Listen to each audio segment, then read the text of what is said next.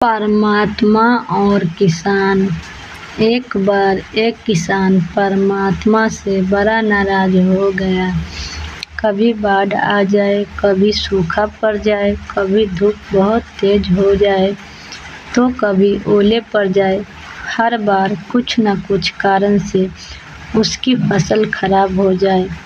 एक दिन तंग आकर उसने परमात्मा से कहा, देखिए प्रभु, आप परमात्मा हैं, लेकिन लगता है आपको खेती बाड़ी की ज़्यादा जानकारी नहीं है।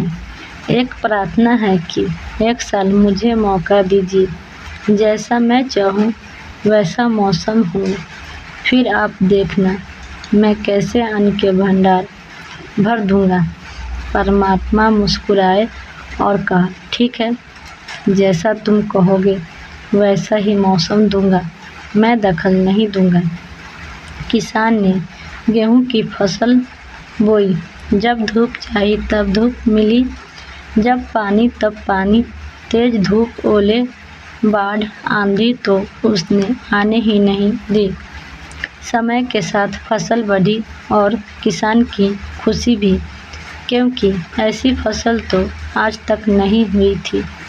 किसान ने मन ही मन सोचा, अब पता चलेगा परमात्मा को कि फसल कैसे उगाते हैं। बेकार ही इतने बरस हम किसानों को परेशान करते रहे।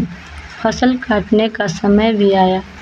किसान बड़े गर्व से फसल काटने गया, लेकिन जैसे ही फसल काटने लगा, एकदम से छाती पर हाथ रखकर बैठ गया। गेहूं की एक भी बाली के अंदर गेहूं नहीं था। सारी बालियां अंदर से खाली थी। बड़ा दुखी होकर उसने परमात्मा से कहा, प्रभु, ये क्या हुआ? तब परमात्मा बोले, ये तो होना ही था। तुमने पौधों को संघर्ष का जरा सा भी मौका नहीं दिया। न तेज धूप में उनको तपने दिया, न आंधी ओलों से जूझने दिया।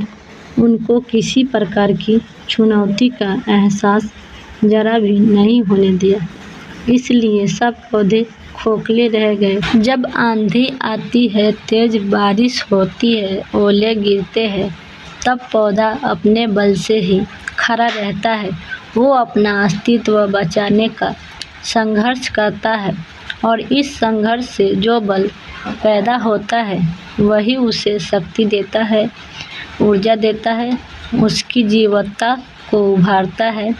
सोने को भी कुंदन बनाने के लिए आग में तपने, हथौड़ी से पीटने, गलने जैसी चुनौतियों से गुजरना पड़ता है, तभी उसकी स्वर्णिम आभा उभरती है, उसे अनमोल बनाती है। उसी तरह जिंदगी में भी अगर संघर्ष न हो, चुनौती न हो, तो आदमी खोखला ही रह जाता है। उसके अंदर कोई गुण नहीं आ पाता। ये चुनौतियाँ ही है जो आदमी रूपी तलवार को धार देती है, उसे सशक्त और प्रखर बनाती है। अगर प्रतिभाशाली बनना है तो चुनौतियाँ तो स्वीकार करनी ही पड़ेगी, अन्यथा हम खोखले ही रह जाएंगे। अगर जिंदगी में प्रखर बनना है, प्रतिभाशाली बनना है, तो संघर्ष और चुनौतियों का सामना तो करना ही पड़ेगा। अगर आपको ये कहानी पसंद आई तो लाइक करें, शेयर करें, कमेंट करें। चैनल पर नया तो चैनल को सब्सक्राइब करें। धन्यवाद।